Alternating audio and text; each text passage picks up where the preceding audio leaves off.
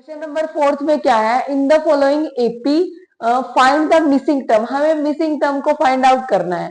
यहाँ पे देखिए जैसे फर्स्ट पार्ट में ये फर्स्ट टर्म होगी, ये एक एपी हमें गिवन है, हमें सेकंड टर्म फाइंड आउट करनी है। तो देखिए हम यहीं से स्टार्ट कर देते हैं। फर्स्ट पार्ट 2 और ये 26, ए यहाँ पे क्या है 2 है और A2 हमें फाइंड आउट करना है। A3 कितना है 26। तो हम फर्स्ट टर्म को तो ए ही लिखते हैं, थर्ड टर्म को हम क्या लिख सकते हैं, A3 को हम इस टाइप से भी लिख सकते हैं ना, A प्लस 2D। अब A3 की हमारे पास वैल्यू है तो वो हम पुट कर सकते हैं 26A प्लस 2D। तो इस तरह से ये एक इक्वेशन यहाँ पे फॉर्म हो गई। तो अब एक चीज देखिए यहाँ पे,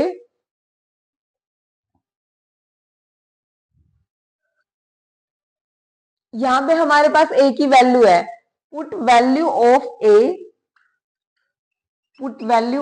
A इन इक्वेशन 1।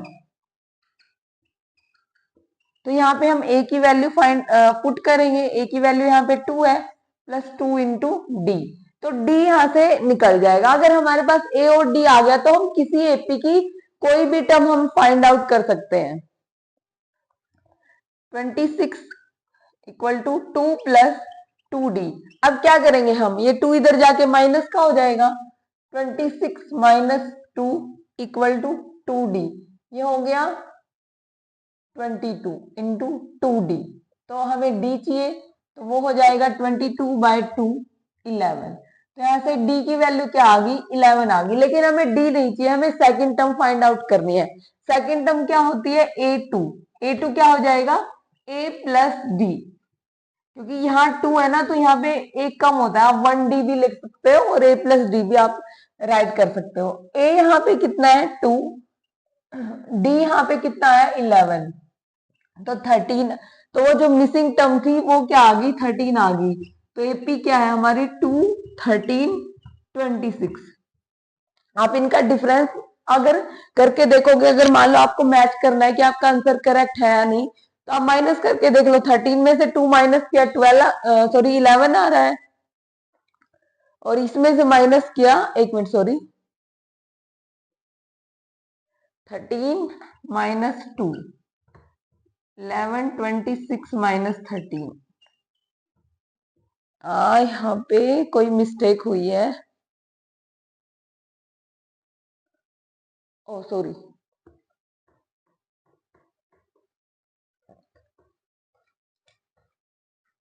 ये हो गया यहाँ पे 24 इक्वल टू 2D। D यहाँ से हो गया 24/2 12। देखिए अगर आपको मान लो इस टाइप से आपके क्वेश्चन में कुछ मिस्टेक हो जाए तो आपको वहां से कंफर्म हो जाता है। तो A2 कितना हो गया A प्लस D, यहाँ पे 2 प्लस 12, तो वो आ गया 14 आ गया। अब चेक करना फिर से, यहाँ पे 2 है, यहाँ पे 14 है और यहाँ पे 26 है। 14 में से 2 गया 12 आ रहा है और 26 में से 14 गया तो 12 आ रहा है। इस टाइप से आप मैच भी कर सकते हो कि कैसे सोल्व करना है। अब देखिए हम इसका पार्ट सेकंड स्टार्ट करते हैं।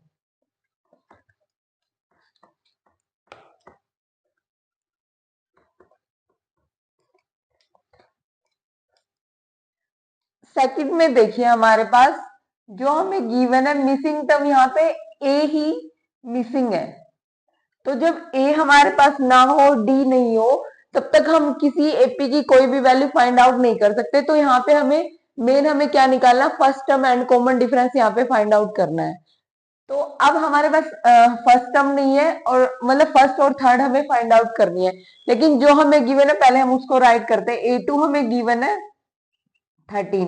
A2 होता क्या है A प्लस D 13। इसको आप फर्स्ट इक्वेशन कंसीडर कर लो।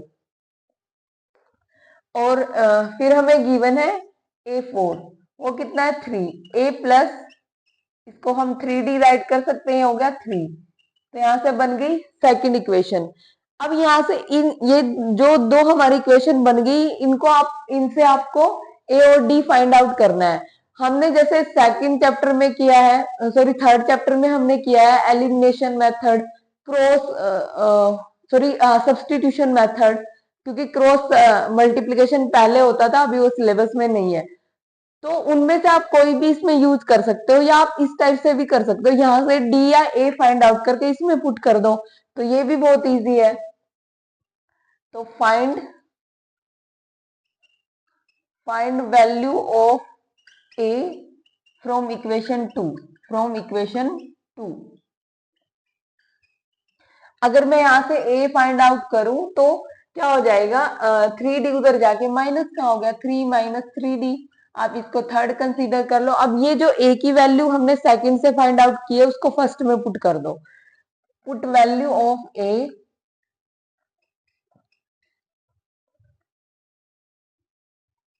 इन इक्वेशन 1। तो a plus D equal to 13, और यहां से a क्या है, 3 माइनस 3d प्लस डी। अब क्या होगी, ये जो इक्वेशन होगी सिर्फ डी में होगी, तो यहाँ से डी की वैल्यू आ जाएगी। तो 3 minus 2d equal to 13, minus 2d, 3 उधर जाके माइनस का हो गया है, माइनस 2d इक्वल टू 10। तो d यहाँ से हो गया -10/2। ये जो माइनस मैंने इधर लगाया था उधर वहां पे लगा दिया। दोनों तरफ किसी भी साइड माइनस हो, मतलब अगर एक साइड है तो आप लगा सकते हो आंसर में। डी आ गया -5, ए आ गया डी, अभी ए भी रहता है, तो हम क्या करेंगे, फिर से जो डी की वैल्यू यहाँ पे आई है उसको जहां पे हमने फाइंड आउट किया था वहां पे पुट करेंगे। तो ए यहां से put value of D in equation 3। तो यहां से a कितना हो गया, 3 माइनस 3d। तो 3 इंटू -5 हम लिखेंगे, तो 3 माइनस 5 3 जा 15, माइनस माइनस प्लस, तो ये कितना आ गया 18। अब हमें a तो आ गया 18, यहाँ पे आप लिख सकते हो a 18 हो गया, और a3 और हमें फाइंड आउट करना, तो वो हो जाएगा a प्लस 2d। a यहाँ पे 18 है, 2 इंटू डी कितना है -5, -10, तो ये हो गया 8। और वैसे भी हम एपी में देख रहे हैं डिक्रीजिंग टर्म आ रही है, क्योंकि क्या है, डी जो है वो माइनस में, आप चेक भी कर सकते हो कॉमन डिफरेंस। जब मैंने 13 में से 18 माइनस करूंगी तो -5 आएगा, 8 माइनस 13 करूंगी तो भी -5 आएगा। इसका मतलब जो हमने वैल्यू फाइंड आउट की है वो बिल्कुल करेक्ट है। तो आप इस टाइप से कर सकते हो। बस क्या है, आपको जो गिवन है उनसे इक्वेशंस बना लेनी है। अगर हमारे पास ए है तो उसमें ए की इक्वेशन से फाइंड आउट हो जाएगा। ए और डी में से अगर कोई भी एक है तो ए की इक्वेशन से निकल जाएगा। लेकिन अगर मान लो ए भी नहीं है, जैसे यहाँ पे ए भी नहीं था और डी भी हमारे पास नहीं था, तो वहां पे 2 इक्वेशंस फॉर्म होगी। उनको आप सब्स्टिट्यूशन मेथड से भी कर सकते हो, एलिमिनेशन से भी, और ये वाले मेथड से भी। किसी एक इक्वेशन से ए या डी निकाल के दूसरी में पुट कर दो, और फिर जब वो वैल्यू निकल जाएगी वापिस उसी इक्वेशन में पुट कर दो। यहाँ से ए और डी फाइंड आउट हो जाएगा। अगर आपको फिर भी कोई डाउट है तो कमेंट बॉक्स में कमेंट